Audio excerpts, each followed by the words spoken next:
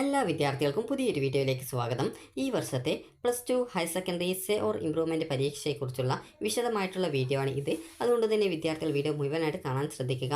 അപ്പോൾ വിദ്യാർത്ഥികൾ പ്രധാനമായിട്ടും ശ്രദ്ധിക്കേണ്ട കാര്യം എന്ന് പറയുന്നത് സേ ഓർ ഇംപ്രൂവ്മെൻറ്റ് എന്ന് പറയുന്നത്, അതായത് ഒന്നുകിൽ സേ എഴുതാം അതല്ലെങ്കിൽ ഇംപ്രൂവ്മെൻറ്റ് എഴുതാം എന്നുള്ളതാണ് ഉദ്ദേശിക്കുന്നത്. അതായത് ഒരു വിദ്യാർത്ഥിക്ക് ഒന്നുകിൽ സേ പരീക്ഷ എഴുതാം അതല്ലെങ്കിൽ ഇംപ്രൂവ്മെൻറ്റ് പരീക്ഷ എഴുതാം എന്നുള്ളത്. അപ്പോൾ വിദ്യാർത്ഥികൾക്ക് ഇതുമായി ബന്ധപ്പെട്ട വിവിധ നിബന്ധനകളും കാര്യങ്ങളൊക്കെ ഉണ്ട്. അപ്പോൾ ആ ഒരു ഡീറ്റെയിൽസും അതുപോലെ തന്നെ തുടർ പഠന സാധ്യത, അതായത് ഈ ഒരു സേ പരീക്ഷ എഴുതിയിട്ട് അല്ലെങ്കിൽ ഇംപ്രൂവ്മെൻറ്റ് പരീക്ഷ എഴുതിയ ശേഷം തുടർ പഠനം എന്നുള്ളത് എങ്ങനെയാണ് എന്നുള്ള കാര്യം നമുക്ക് ആദ്യം നോക്കാം. കാരണം പല വിദ്യാർത്ഥികളും അതേക്കുറിച്ചാണ് കൂടുതൽ ചോദിക്കുന്നത്. അപ്പോൾ വിദ്യാർത്ഥികൾ ശ്രദ്ധിക്കേണ്ടത്, നിങ്ങൾക്ക് ഒന്നുകിൽ സേ പരീക്ഷ എഴുതിയ ശേഷം പിന്നീട്, അതായത് നിങ്ങൾ ഡിഗ്രി പഠനമൊക്കെയാണ് ആഗ്രഹിക്കുന്നതെങ്കിൽ പിന്നീട് നിങ്ങൾക്ക്, അതായത് ലൈറ്റ് രജിസ്ട്രേഷൻ അതല്ലെങ്കിൽ സപ്ലിമെൻ്ററി അലോട്ട്മെൻറ്റ് എന്നിങ്ങനെ വിവിധ യൂണിവേഴ്സിറ്റികൾ അലോട്ട്മെൻറ്റ് പ്രോസസ്സിൽ ഈ ഒരു രജിസ്ട്രേഷൻ ചെയ്യുന്നതിലേക്കായിട്ട് വിദ്യാർത്ഥികൾക്ക് അവസരം നൽകാറുണ്ട്. അപ്പോൾ അങ്ങനെയുള്ള അവസരം എല്ലാ വർഷവും ഉണ്ടാവാറുണ്ട്. അതൊന്നുകിൽ സപ്ലിമെൻ്ററി അലോട്ട്മെൻറ്റിന് ശേഷം ആ ഒരു അലോട്ട്മെൻറ്റിലായിരിക്കും, അതല്ലെങ്കിൽ യൂണിവേഴ്സിറ്റികളുടെ 3 അലോട്ട്മെൻറ്റുകൾക്ക് ശേഷമായിരിക്കും ഈ ഒരു രജിസ്ട്രേഷൻ ചെയ്യാനുള്ള ഒരു അവസരം വിദ്യാർത്ഥികൾക്ക് നൽകുന്നത്. അതുകൊണ്ട് തന്നെ സേ പരീക്ഷ എഴുതുന്ന വിദ്യാർത്ഥികൾക്ക് അങ്ങനെ ഡിഗ്രി കോഴ്സിലേക്കുള്ള അപേക്ഷയ്ക്കോ അതല്ലെങ്കിൽ വിദ്യാർത്ഥികൾക്ക് പോളിടെക്നിക്ക് പോലുള്ളവയിലേക്കുള്ള അഡ്മിഷന് വേണ്ടിയിട്ടോ ഉള്ള, അതുപോലെ ITIയിലേക്കുള്ള പ്രവേശനത്തിനായിട്ട് SSLCയുടെ മാർക്കാണ് ഉപയോഗിക്കുന്നത്. അതുകൊണ്ട് തന്നെ പോളിടെക്നിക്കായാലും ITI ആയാലും നിങ്ങൾക്ക് ആ ഒരു അപേക്ഷ നിങ്ങൾക്ക് ഈ ഒരു +2 പരീക്ഷ നിങ്ങൾ തോറ്റു കഴിഞ്ഞാൽ നിങ്ങൾക്ക് അപേക്ഷിക്കാൻ സാധിക്കുന്നതാണ്. ഡിഗ്രി പഠനമാണെങ്കിൽ മാത്രമാണ് പിന്നീട് സപ്ലിമെൻ്ററിയിലോ അല്ലെങ്കിൽ ലൈറ്റ് രജിസ്ട്രേഷൻ സമയത്തോ ഈ ഒരു അപേക്ഷ സമർപ്പിക്കാനായിട്ട് സാധിക്കുന്നത്. അത് നിങ്ങൾക്ക് ഈ ഒരു യൂണിവേഴ്സിറ്റികളുടെ ആദ്യത്തെ 3 അലോട്ട്മെൻറ്റോ, ചില യൂണിവേഴ്സിറ്റികൾ 4 അലോട്ട്മെൻറ്റിന് ശേഷമൊക്കെയാണ് അവസരം നൽകാറുള്ളത്. ചില യൂണിവേഴ്സിറ്റികൾ 2 അലോട്ട്മെൻറ്റിന് ശേഷവും വിദ്യാർത്ഥികൾക്ക് പുതുതായിട്ട് രജിസ്ട്രേഷൻ ചെയ്യാനുള്ള അവസരം നൽകാറുണ്ട്. അപ്പോൾ അങ്ങനെ നിങ്ങൾക്ക് ഈ ഒരു യൂണിവേഴ്സിറ്റി വഴി ഡിഗ്രി അഡ്മിഷനൊക്കെ നേടാൻ സാധിക്കുന്നതാണ്.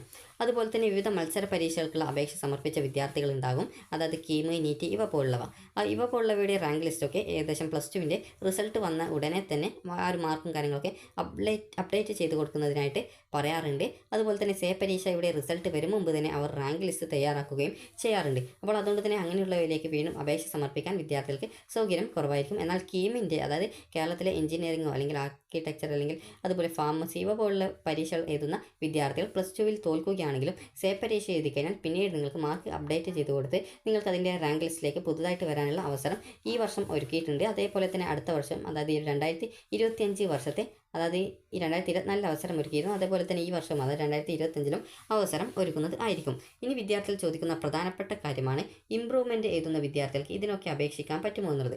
അപ്പോൾ വിദ്യാർത്ഥികൾ ശ്രദ്ധിക്കേണ്ടത്, നിങ്ങൾ ഈ ഒരു +2വിൻ്റെ ഇംപ്രൂവ്മെൻറ്റ് പരീക്ഷ എഴുതുന്ന വിദ്യാർത്ഥികൾ എന്ന് പറയുമ്പോൾ അത് +2 പാസ്സായിട്ടുള്ള വിദ്യാർത്ഥികളായിരിക്കും. അതായത് +2 പാസ്സായിട്ടുള്ള വിദ്യാർത്ഥികളാണ് ഈ ഒരു +2വിൻ്റെ ഇംപ്രൂവ്മെൻറ്റ് പരീക്ഷയ്ക്കുള്ള അപേക്ഷ സമർപ്പിക്കുന്നത്. അപ്പോൾ അങ്ങനെയുള്ള വിദ്യാർത്ഥികൾ ശ്രദ്ധിക്കേണ്ടത്, നിങ്ങൾക്ക് സാധാരണ വിദ്യാർത്ഥികൾ ഈ ഒരു അപേക്ഷ സമർപ്പിക്കുന്നത് എപ്പോഴാണ്, അതുപോലെ മാർക്ക് ഡീറ്റെയിൽസ് ഒക്കെ നൽകുന്നത് എപ്പോഴാണ്, അതിനനുസരിച്ച് നിങ്ങൾക്ക് ആ ഒരു അലോട്ട്മെൻറ്റ് പ്രോസസ്സിൽ പങ്കെടുത്ത് നിങ്ങൾക്ക് അഡ്മിഷൻ നേടാൻ സാധിക്കും. നിങ്ങളുടെ ഇംപ്രൂവ്മെൻറ്റ് പരീക്ഷയുടെ റിസൾട്ട് എപ്പോഴാണ് വരുന്നത്, അതിനുശേഷം ഈ ഒരു ഇംപ്രൂവ്മെൻറ്റ് ലഭിച്ച മാർക്ക് നിങ്ങൾ ആ ഒരു വെബ്സൈറ്റിൽ അപ്ഡേറ്റ് ചെയ്ത് കൊടുത്താൽ മതിയാകും. അതിനുള്ള അവസരം വെബ്സൈറ്റുകളിൽ ലഭ്യമായിരിക്കും. അത് നിങ്ങൾ, അതായത് ഈ ഒരു +2വിൻ്റെ ഇംപ്രൂവ്മെൻറ്റ് എഴുതിയ വിദ്യാർത്ഥികൾ സാധാരണ അപേക്ഷ സമർപ്പിക്കുന്ന പോലെ തന്നെയാണ് അപേക്ഷ സമർപ്പിക്കേണ്ടത്. പിന്നീട് ഈ ഒരു +2വിൻ്റെ ഇംപ്രൂവ്മെൻറ്റ് റിസൾട്ട് വന്നതിന് ശേഷം നിങ്ങൾക്ക് നിങ്ങളുടെ മാർക്ക് നിങ്ങൾക്ക് അതിൽ എഡിറ്റ് ചെയ്ത് കൊടുത്താൽ മതിയാകും.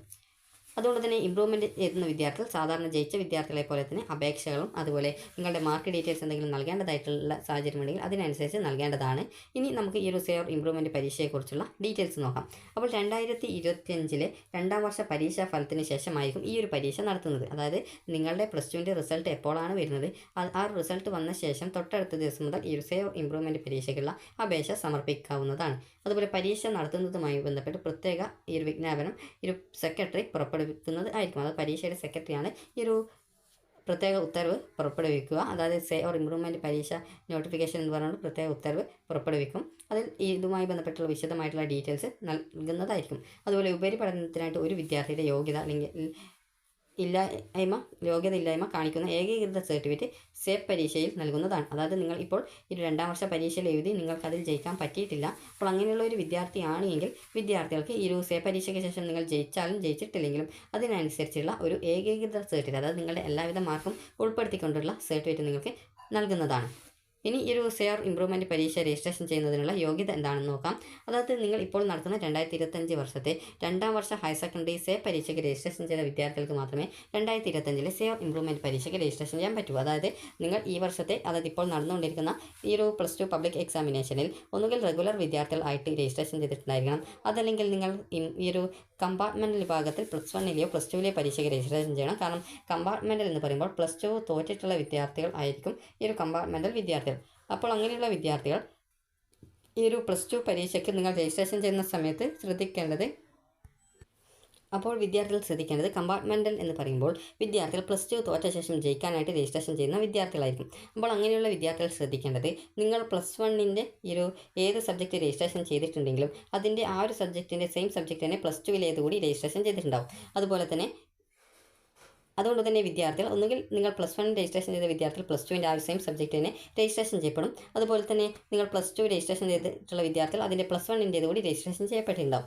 അതുകൊണ്ട് തന്നെ നിങ്ങൾക്ക് ആ 2 വർഷത്തെ ആ ഒരു സെയിം സബ്ജക്റ്റ് പരീക്ഷ എഴുതാനുള്ള ഒരു അവസരമുണ്ട്. അപ്പോൾ അങ്ങനെ രജിസ്ട്രേഷൻ ചെയ്ത വിദ്യാർത്ഥികൾ ഉണ്ടാകും. അതായത് കമ്പാർട്ട്മെൻറ്റൽ രജിസ്ട്രേഷൻ ചെയ്ത വിദ്യാർത്ഥികൾക്ക് +2ൻ്റെ സേ പരീക്ഷയ്ക്ക് രജിസ്ട്രേഷൻ ചെയ്ത വിദ്യാർത്ഥികൾക്ക് +2ൻ്റെ ഈ ഒരു സേ പരീക്ഷയ്ക്കുള്ള അപേക്ഷ സമർപ്പിക്കാൻ സാധിക്കുന്നതാണ്. അപ്പോൾ നിങ്ങൾക്ക് ആ ഒരു സമയത്ത് ഈ ഒരു അപേക്ഷ സമർപ്പിക്കാം. എന്നാൽ ഈ ഒരു 2025 വർഷത്തെ ഇപ്പോൾ നടക്കുന്ന ഈ ഒരു പബ്ലിക് എക്സാമിനേഷൻ റെഗുലർ ആയിട്ടോ അല്ലെങ്കിൽ കമ്പാർട്ട്മെൻറ്റലായിട്ടോ അല്ലെങ്കിൽ പ്രൈവറ്റ് ആയിട്ടോ നിങ്ങൾക്ക് ഏത് രീതിയിലായാലും നിങ്ങൾ ഈ ഒരു പരീക്ഷയ്ക്ക് രജിസ്ട്രേഷൻ ചെയ്തിട്ടില്ല എങ്കിൽ, അല്ലെങ്കിൽ സ്കോൾ കേരളായിരുന്നാലും നിങ്ങൾ ഈ ഒരു പരീക്ഷയ്ക്ക് രജിസ്ട്രേഷൻ ചെയ്തിട്ടില്ലെങ്കിൽ ഈ ഒരു 2025 അതായത് ജൂൺ മാസം നടക്കുന്ന സെയർ ഇംപ്രൂവ്മെൻറ്റ് പരീക്ഷയ്ക്ക് രജിസ്ട്രേഷൻ ചെയ്യാനായിട്ട് വിദ്യാർത്ഥികൾക്ക് സാധിക്കുന്നതല്ല. നിങ്ങൾ ഇപ്പോൾ നടക്കുന്ന പരീക്ഷയ്ക്ക് രജിസ്ട്രേഷൻ ചെയ്തിട്ട് ഉണ്ടായിരിക്കണം, അങ്ങനെയെങ്കിൽ മാത്രമേ പറ്റുള്ളൂ. ഇനി അതുപോലെ തന്നെ വിദ്യാർത്ഥികൾ ശ്രദ്ധിക്കേണ്ട പ്രധാനപ്പെട്ട കാര്യം, നിങ്ങൾക്ക് ഈ ഒരു എഴുത്ത് പരീക്ഷയിൽ, അതായത് ഈ ഒരു TE മാർക്ക് ഇനത്തിൽ നിങ്ങൾക്ക്, അതായത് ഈ ഒരു 60 മാർക്കിൻ്റെ സബ്ജക്റ്റ് ആണെങ്കിൽ അതിൽ നിങ്ങൾക്ക് 18 മാർക്ക്, അതായത് ടോട്ടലായിട്ട് 2 വർഷത്തെ TE മാർക്ക് കൂട്ടുന്ന സമയത്ത് +1 +2 TE മാർക്ക് കൂട്ടുന്ന സമയത്ത്, അതായത് +1ൻ്റെയും +2ൻ്റെയും TE മാർക്ക് കൂട്ടുന്ന സമയത്ത് നിങ്ങൾക്ക് ഈ ഒരു 60 മാർക്കിൻ്റെ സബ്ജക്റ്റ് ആണെങ്കിൽ അതിൽ നിങ്ങൾക്ക് 36 മാർക്ക് TE മാർക്ക് ഇനത്തിൽ കിട്ടിയിട്ടുണ്ടായിരിക്കണം.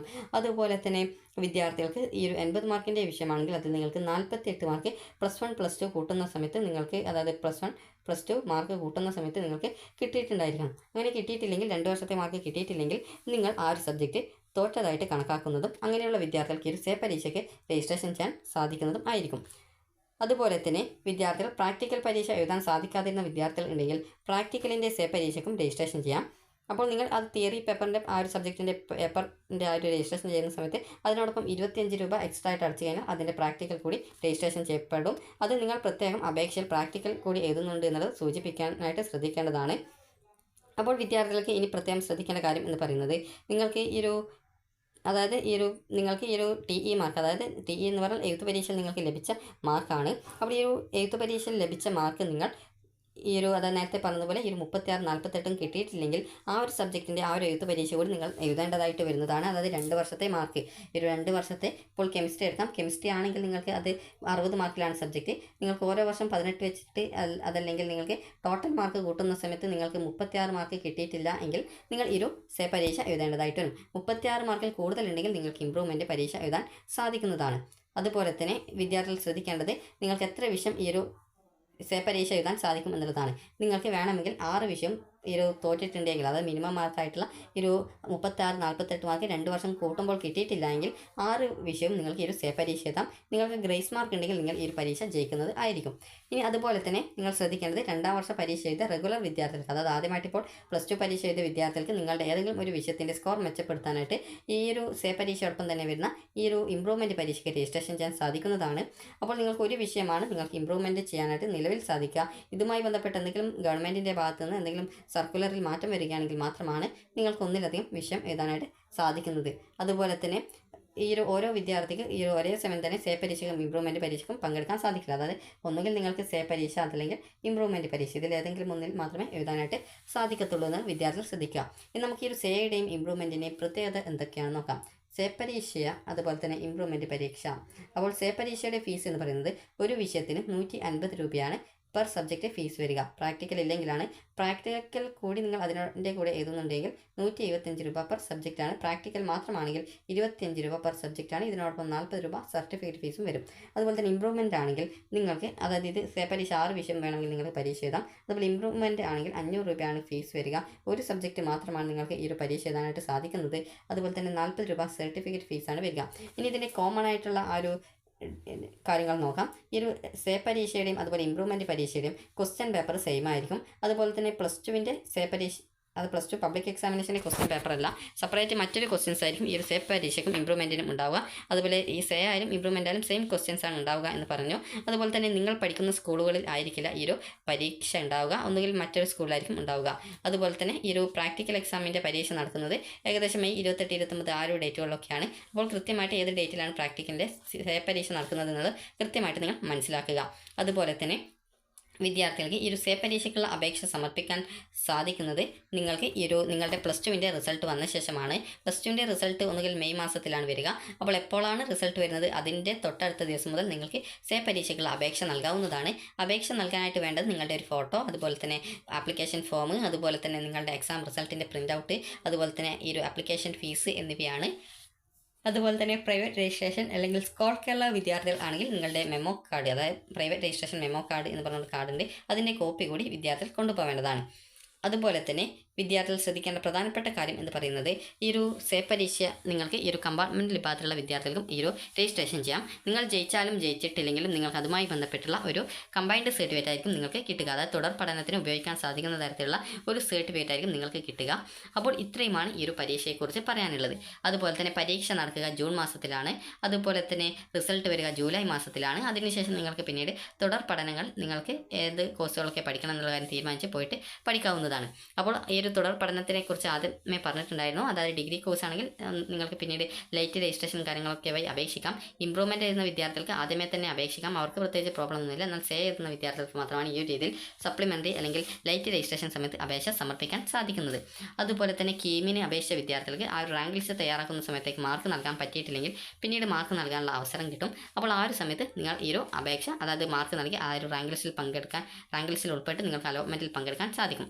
ഇനി അതുപോലെ തന്നെ നിങ്ങൾക്ക് നീറ്റും കാര്യങ്ങളൊക്കെ ആണെങ്കിൽ നീറ്റിന് പിന്നീട് ആ റാങ്ക് ലിസ്റ്റിലേക്ക് പിന്നീട് വീണ്ടും അവസരം നൽകാത്തത് കൊണ്ട്, അതായത് കഴിഞ്ഞ വർഷമൊന്നും നൽകിയിട്ടില്ല, അതുകൊണ്ട് തന്നെ ഈ വർഷം നൽകുമെന്നുള്ള കാര്യം അറിയില്ല.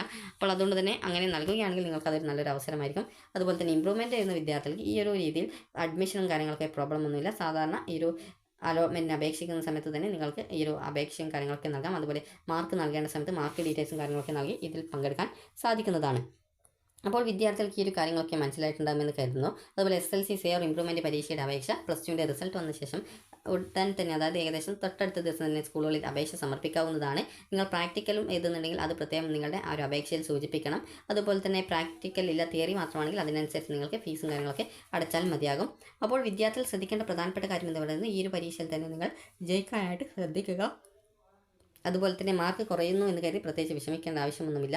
അപ്പോൾ എല്ലാ വിദ്യാർത്ഥികൾക്കും വിജയാശംസകൾ നേരുന്നു. അപ്പോൾ വിദ്യാർത്ഥികൾ ഇന്നത്തെ കെമിസ്ട്രി പരീക്ഷ +1ൻ്റേതുണ്ട്. അപ്പോൾ അത് നന്നായിട്ട് പഠിച്ച് കൂടുതൽ മാർക്ക് വാങ്ങിക്കാനായിട്ട് ശ്രദ്ധിക്കുക. അപ്പോൾ വിദ്യാർത്ഥികൾക്ക് ഈ ഒരു വീഡിയോ ഉപകാരപ്രദമായിട്ടുണ്ടെങ്കിൽ ലൈക്ക് ചെയ്യുക, ഷെയർ ചെയ്യുക. Thank you.